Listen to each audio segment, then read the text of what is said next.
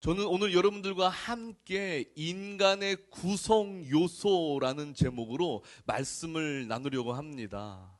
오늘의 말씀은 좀 신학적인 주제이기 때문에 자칫 어려울 수도 있어요. 그래서 제가 정말 오늘 말씀은 2주를 준비했습니다. 왜냐하면 이 신학적인 언어를 여러분들이 잘 이해할 수 있도록 풀어서 쓰다가 보니까 이렇게 좀 많은 준비를 하게 되었어요. 그러나 그럼에도 불구하고 좀 어렵고 딱딱한 부분이 있을 수도 있겠지만, 그러나 그럼에도 여러분들에게 최대한 좀 함께 좀 마음속 깊이 새겨질 수 있도록 제가 이렇게 준비를 했으니까 오늘 이 말씀 우리 한번 깊이 들어가는 오늘의 말씀의 시간이 됐으면 정말로 좋겠습니다. 아멘. 아멘. 여러분, 우리는요, 우리가 어떠한 존재인지를 저번부터 우리가 배우고 있잖아요. 그죠? 우리 첫 번째, 저번 주에는 우리는 인간은 하나님의 형상을 닮은 자라고 우리가 말씀을 나눴어요. 그죠? 그렇다면 이 하나님의 형상을 닮은 우리 인간, 이 사람은 어떻게 구성되었는가를 여러분들과 함께 나누려고 합니다. 오늘 창세기 2장 7절 오늘 말씀을 보면요, 하나님이 사람을 창조하시는 모습이 아주 세세히 기록되어 있어요. 세세히. 지금 오늘의 이 말씀 창세기 2장 7절을요 우리 교단 신학에서의 대한예수교 장로회 우리 합동 측의 교단 신학에서의 이 인간론으로 보면요, 오늘 본문을 기초로 인간이 어떻게 구성되어 있는지가 나온다라는 것입니다. 여러분, 이게 무슨 말일까? 사람을 구성한다는 것이 무엇일까? 그러니까 사람을 구성한다는 것이 무엇일까? 이게 무슨 말이냐면요, 얼굴을 구성하는 요소가 있잖아요. 그렇죠? 얼굴 구성하는 요소. 첫 번째 뭐예요? 얼굴 구성하는 요소. 이렇게 얼굴형이 있어야 되겠죠. 얼굴형. 그 다음엔 뭐예요? 그 다음엔 눈이 있어야 돼요. 눈. 그죠? 눈이 있어야 돼요. 그 다음엔 코가 있어야 돼요. 그 다음엔 입이 있어야 되고, 그 다음엔 귀가 있어야 되고, 그 다음엔 눈썹이 있어야 됩니다. 이런다고 얼굴이 완성되나요? 여기에 마지막 하나, 머리가 있어야죠. 이것이 바로 얼굴을 구성하는 요소라는 거예요. 이 중에 눈만 있다고 얼굴이 됩니까? 안 되죠. 그러면 코만 있다고 얼굴이 돼요? 안 돼요, 안 돼요. 이 7가지가 모두 다 있어야 우리는 얼굴이라고 부른다라는 사실이에요.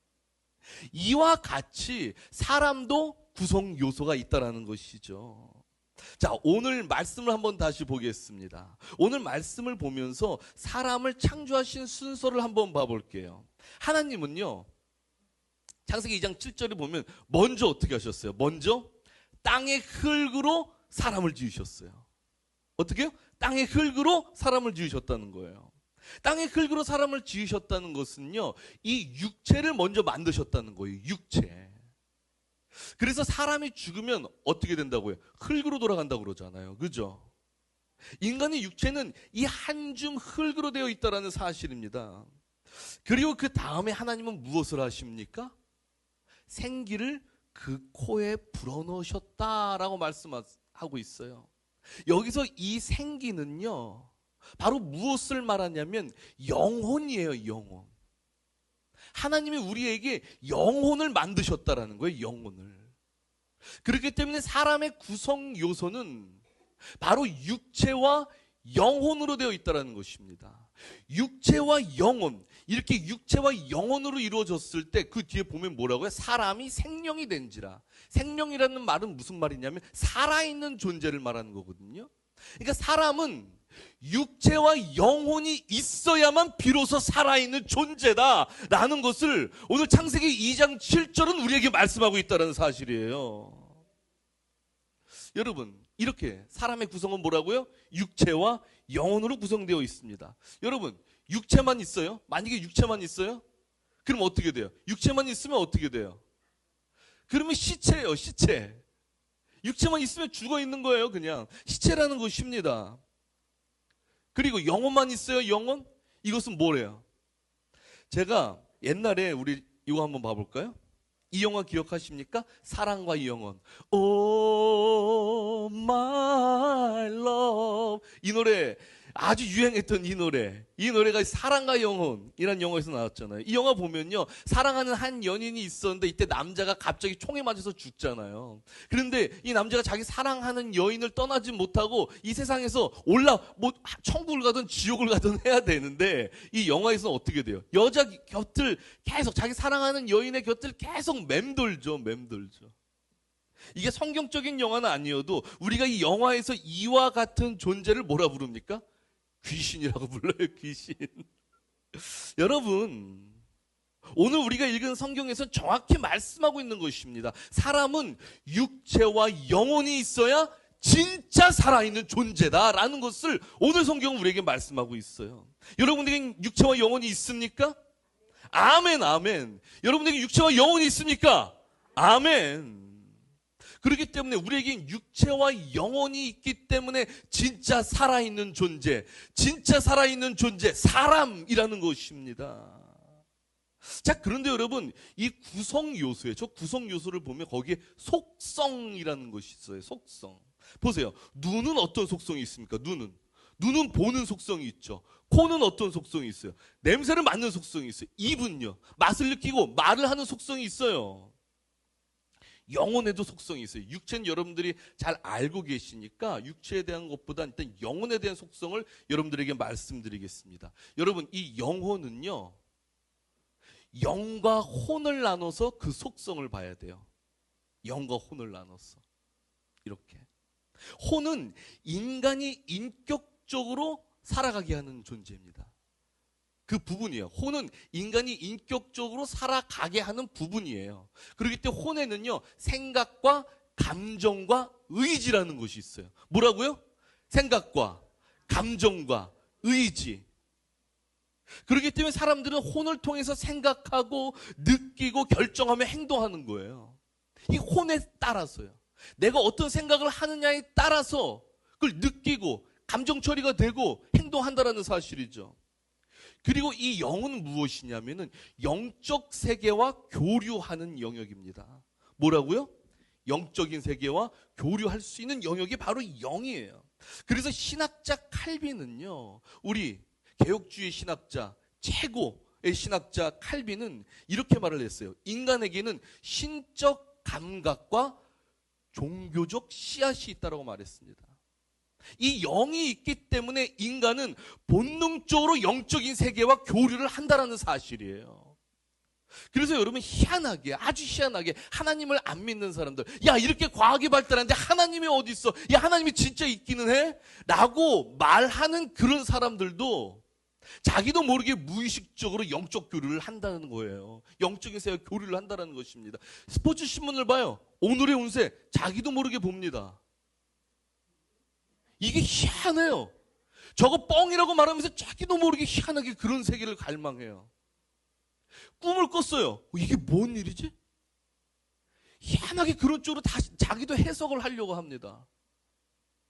그리고 신내림을 받았다는, 우리 여기 이 근처 보면요, 크게 현수막으로 갓 내린 아기 동자 그런 거 이렇게 곳곳에 있더라고요. 그런데 가는 사람들이 꽤 있어요. 그런데 그런데 가는 사람들이 정말 학식이 풍부한 사람들이 많이 간다고 해요. 제가 교회를요, 12년 전에 제가 이제 교회를 어디로 다녔냐면 강남 노년에 있는 영동제일교회로 거기로 다녔었는데, 거기가 노년 영동시장 안에 있었습니다. 영동시장 안에. 그런데 거기 집사님들한테 들은 이야기가 뭐냐면, 선거철만 되면요, 그 영동시장 안에 무당집이 엄청나게 많아요. 엄청나게. 근데 선거철만 되면 거기가 인산인해를 이룬다는 것입니다. 선거철만 되면은 수많은 정치인들이 와가지고 다 전 보러 다닌다는 거예요. 하나님을 안 믿는다고 합니다. 없다고 하면서, 그런 세계 안 믿는다고 하면서 자기도 모르게 그런 세계와 교류를 한다는 사실이에요, 여러분. 이런 이유가 뭐냐면, 우리 인간에게는 영이라는 공간이 있기 때문에 본능적으로 이렇게 한다는 사실입니다. 이게 너무나 놀라운 거죠. 그리고 영적인 공간이 있다는 것은 바로 동물과 인간의 결정적인 차이 아니겠습니까? 그런데 여러분들이 이 부분을 제가 정확하게 하고 가야 돼요. 정확하게 하지 않으면 저기서 2단 10이 걸릴 수 있는데, 바로 뭐냐면요, 정말 유의해야 할 것은요, 이 영과 혼의 속성이 다르다고 해서 영과 혼을 따로 구별을 하면 절대 안 된다는 사실이에요. 영과 혼은 따로 구분된 것이 아니라 영과 혼은 하나예요. 속성은 다르지만 하나로 뭉쳐져 있습니다. 그래서 우리 교단 신학에선 인간의 구성은 육체와 영혼 이렇게 돼 있다고 해요. 근데 이것을 다른 데선 영과 혼을 따로 분리하는 데선 사람은 육체와 영과 혼으로 이루어졌다고 되어 있는데, 여러분 이것은 우리 교단 신학과는 절대 맞지 않아요. 우리는 육체와 영혼, 이건 맞지 않아요. 우리는 육체와 영혼으로 되어 있다라고 믿습니다. 왜냐면 여러분 이걸 잘 들으셔야 돼요. 왜냐면요, 이 혼, 생각과 감정과 의지는 반드시 영의 영향을 받기 때문이에요. 반드시 영에 근거하기 때문입니다. 아까 혼의 속성이 뭐라고 했어요? 혼의 속성, 생각, 감정, 의지 등, 쉽게 말해서 마음, 이 마음이라고 하는 부분이잖아요. 마음. 이 부분이 반드시 영적인 세계, 영적인 부분에 영향을 받는다고요. 그러니까 예를 들어서 이런 것입니다. 누가 나를 확 때려요. 그럼 열받아요, 순간적으로. 그렇죠? 그 복수하고 싶죠. 가서 해코지 하고 싶잖아요. 누가 나를 상처나게 하면요. 우리에겐 이런 감정이 찾아온다라는 거예요. 아니, 얼마 전에 제가 저번 주에 우리 하나님의 형상에 대한 말씀을 나눴잖아요. 제가 설교 총 얼마 했나 보니까 32분 정도 설교를 했더라고요. 그래서 제가 그거를 1분으로 요약을 했어요. 1분으로 요약을 해가지고 SNS에 딱 올렸습니다. 그런데 어떤 분이 댓글을 딱 날린 거예요. 뭐라고 날렸냐면, 너무나 추상적인데 이렇게 하지 마십시오. 근데 밑에 댓글을 딱 날렸더라고요. 아니, 왜 추상적인가? 내가 그 메시지를 봤어요. 아니, 우리는 하나님의 형상을 닮은 하나님의 자녀입니다. 그것이 바로 우리입니다. 이런 메시지를 제가 이렇게 냈는데, 그걸 가지고 추상적입니다. 근데 그러길래 이분은 어떤 분이지 하고선 들어가 봤어요. 근데 그분이 어떤 분이냐면, 글쎄 목사님이신 거예요. 근데 그 목사님이 또 어떤 분이냐면, 칭찬대학교를 이렇게 설립을 해가지고 거기서 수많은 사람들에게 칭찬을 어떻게 하냐 강의를 하시는 목사님이신 거예요. 그래갖고 내가, 아니 나한테 칭찬은 한마디 해주시지 뭘 이거 갖고 그런 말씀을 하시나. 순간 부하가 저도 치밀어 오르잖아요. 그분이 이런 말씀하시더라고요. 남에게 흠을 보면은, 남의 흠을 보면 하나를 이야기하기 전에 절대 4가지의 칭찬을 하고 1가지 흠을 이야기해라. 그러면서 칭찬의 중요성을 굉장히 얘기하는데, 아니 뭐 나한테는 아무런 칭찬도 안 하고 갑자기 이렇게 얘기하면 이게 얼마나 화가 나요. 저도 화가 나죠. 답답하죠. 그래가지고 그 밑에다가 저도 그분 사이트에 들어와가지고, 아니 칭찬대학교에 계시는 분이 이렇게 말씀하시면 되겠습니까? 나고서는 글을 쓰고 딱 엔터를 치려다가 저도 모르게 마음속으로, 아휴, 너 똑같이 하면 어떻게 하냐? 네? 그러면서 그분에게도 배울 게 참, 그분 사이트 들어가 보니까 배울 게 참 많더라고요. 이렇게 좋은 부분이 있는데. 저에게 점점 그분에 대해서 배우려고 하는 마음이 생기고, 그분 사이트에서 이것저것 다 보고 좋은 걸 또 이렇게 제가 저도 막 받아 적기도 하고, 그러면서 나도 모르게 그분을, 그래. 막 사랑하지는 못하지만 그래도 사랑해야 되겠다. 이분의 나에게 그런 피드백을 준 것을 좀 받아들여야 되겠다는 마음이 진심으로 생기더라고요. 근데 이게 어떻게 되냐는 거예요. 어떻게. 바로 이런 생각이 어떻게 되냐? 영적인 영향을 받기 때문에 이런 생각이 든다라는 거예요. 영적인 영향을 받지 않으면 왜 그런 말을 써요? 이렇게 하지 않겠습니까? 여러분, 우린 반드시 영의 영향을 받는 자들입니다. 그렇기 때문에 에스겔 36장 26절에서는 이렇게 말씀하고 있습니다. 또 새 영을 너희 속에 두고 새 마음을 너희에게 주되 너희 육신에게 굳은 마음을 제거하고 부드러운 마음을 줄 것이며. 여러분, 이 말씀에서의 새 영은 무엇이에요? 바로 하나님의 영입니다. 우리는 바로 하나님의 영으로 채워져서 하나님의 마음으로 세워지는 하나님의 자녀임을 믿습니다. 아멘. 그렇기 때문에 전 여러분들에게 지금 이 시간 질문을 던지고 싶어요. 여러분은 하나님이 지으신 그 영적인 공간에 하나님의 영으로 가득 채워졌습니까? 할렐루야, 아멘. 여러분, 가득 채워진다는 것은 바로 이런 의미예요. 지금 여기 물잔이 크게 있죠. 여기에 그냥 이 물이 막 철철 넘치잖아요. 이것이 바로 가득 채워졌다라는 말이에요, 여러분. 여러분들의 영적인 공간에 하나님의 영이 이렇게 가득 채워지기를 소망합니다. 왜냐하면 하나님의 영으로 가득 채워질 때 바로 하나님의 생각을 할 수 있다라는 거예요. 하나님의 마음을 가질 수 있다라는 사실입니다. 여러분, 하나님의 영에 의한 생각의 결과는 우리 삶에 엄청난 그 현실의 열매, 현실의 결과를 갖게 됩니다. 이것은 제가 하는 말이 아니에요. 솔로몬이 잠언서 4장 23절에 말씀하고 있는 것입니다. 다시 한번 우리 다 같이 한번 읽어보겠습니다. 시작. 모든 지킬 만한 것 중에 더욱 내 마음을 지키라. 생명의 근원이 이에서 남이니라. 아멘. 여러분, 잠언서를 쓴 솔로몬은 누굽니까? 다윗의 아들이죠. 역사상 최고의 지혜를 자랑하는 자가 바로 솔로몬이에요.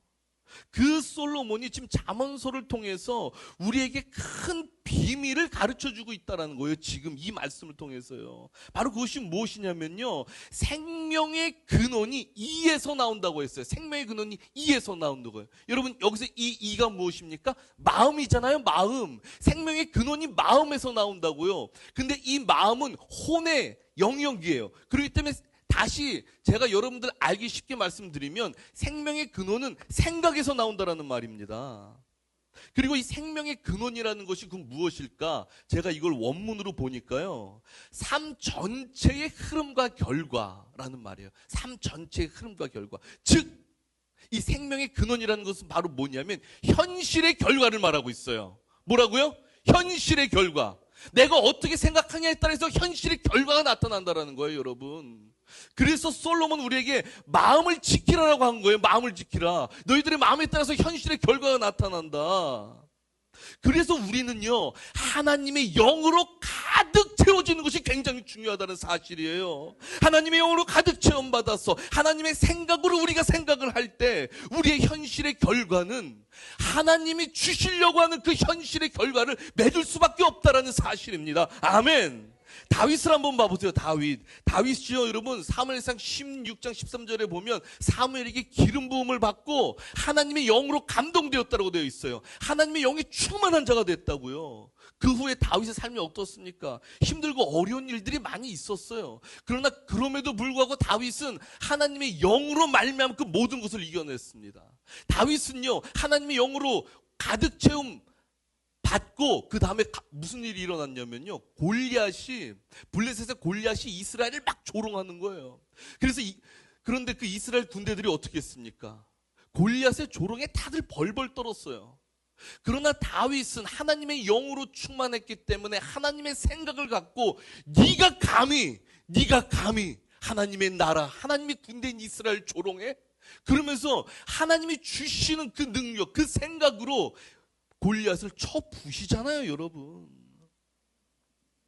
그래서 다윗은 시편 51편 11절을 보면요, 이렇게 말하고 있는 것입니다. 다 같이 읽어보겠습니다. 시작.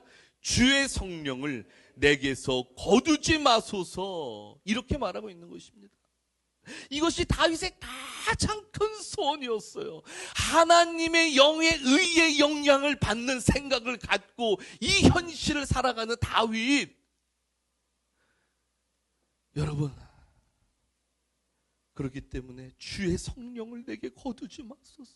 주의 성령과 날마다 함께하여 주시옵소서. 하나님의 영이 나를 붙드소서. 이것이 바로 다윗의 가장 큰 소원이었다라는 것입니다. 이렇게 하나님의 영에 근거한 다윗의 삶은 결국 이스라엘의 두 번째 왕이 되어서 이스라엘의 가장 이스라엘 역사상 가장 강대한 나라를 다윗이 이룬 것 아니겠습니까, 여러분? 그래서 지금 이스라엘 국기도 보면 다윗의 별을 갖고서는 다윗을 기리며 나는 우리 이스라엘은 다윗의 후손이다. 하나님의 영에 근거한 다윗이 그렇게 살았듯이 우리는 다윗의 후손이다라고 말하고 있는 것입니다, 여러분.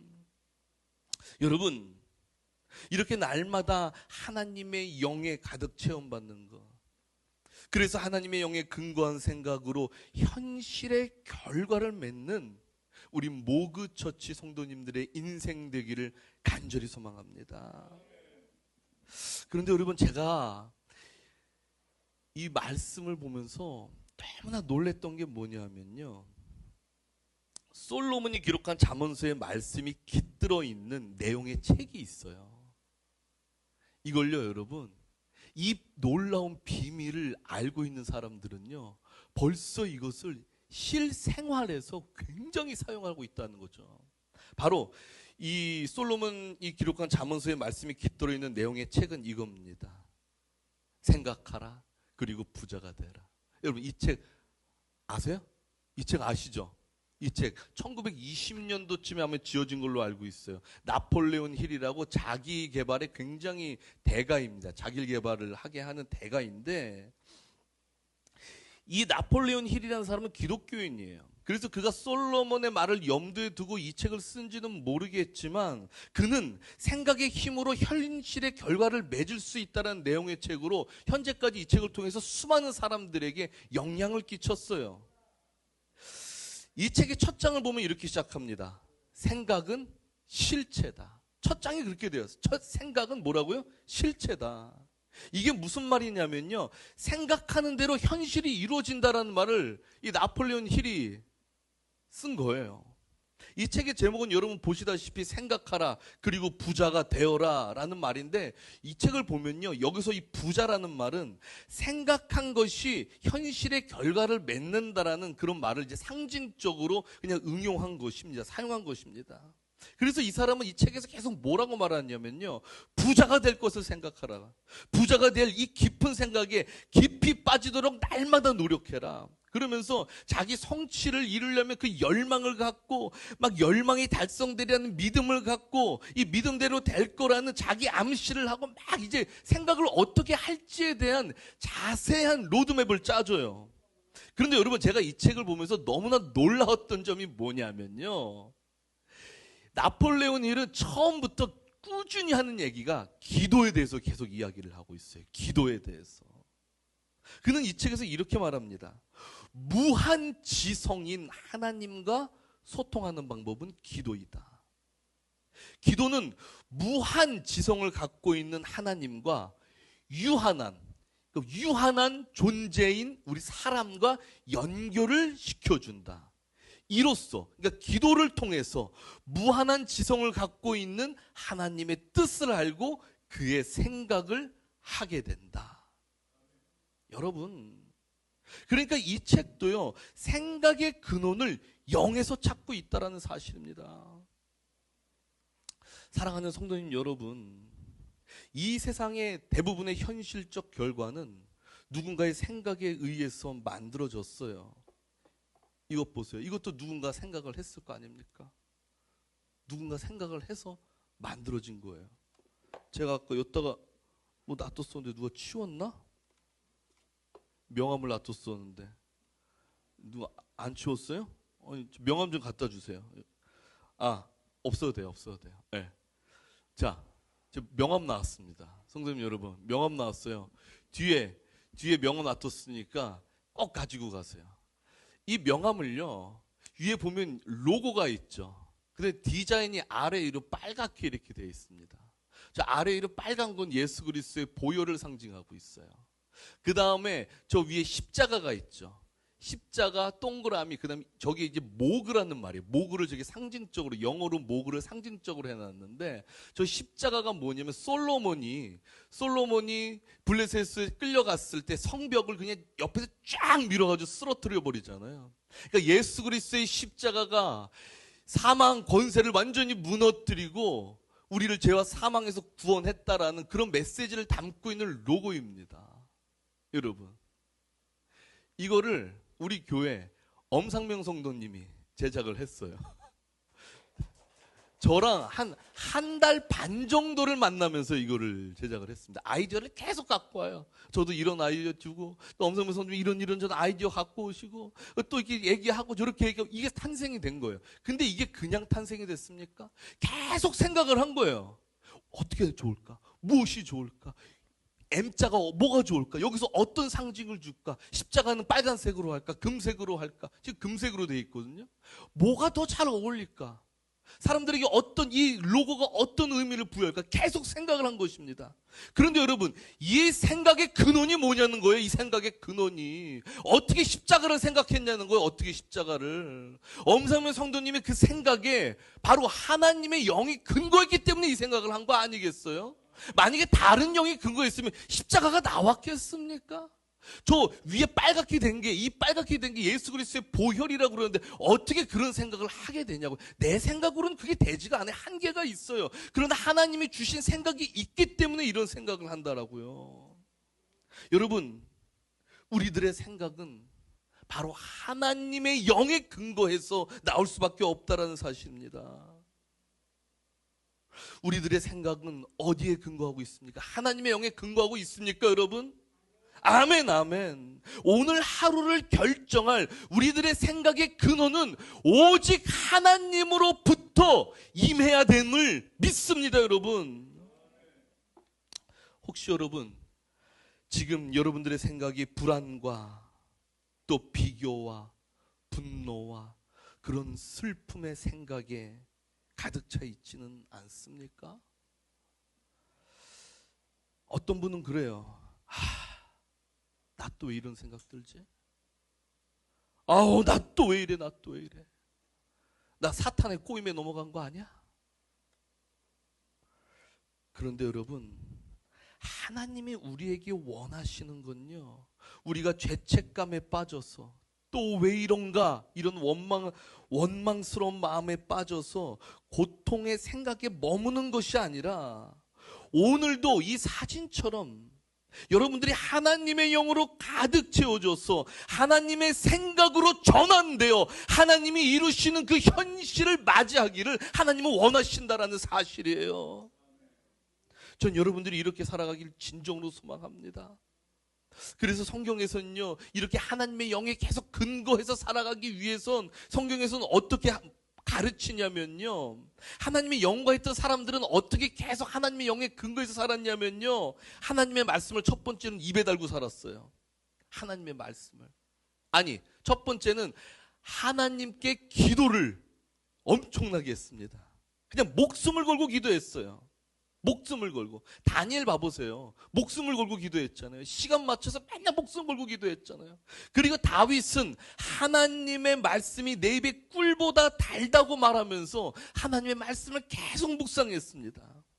그렇게 그들의 입에서는 하나님을 향해 기도하는 입술, 하나님의 말씀을 날마다 묵상하는 입술, 하나님을 날마다 찬양하는 그 소리가 끊이지를 않았다라는 사실이에요. 여러분, 진정으로 하나님의 영에 근거해서 생각하여 이루어지는 현실을 만들고 싶습니까? 그렇다면 날마다 기도와 말씀과 찬양으로 하나님께 근거하여 생각하는 여러분 되시기를 간절히 소망합니다. 그래서 하나님이 여러분들에게 이룩하실 그 현실을 여러분들이 당당하게 정복하시기를 간절히 소망합니다. 아멘, 아멘. 우리 이 시간 모두 다 함께 기도하겠습니다.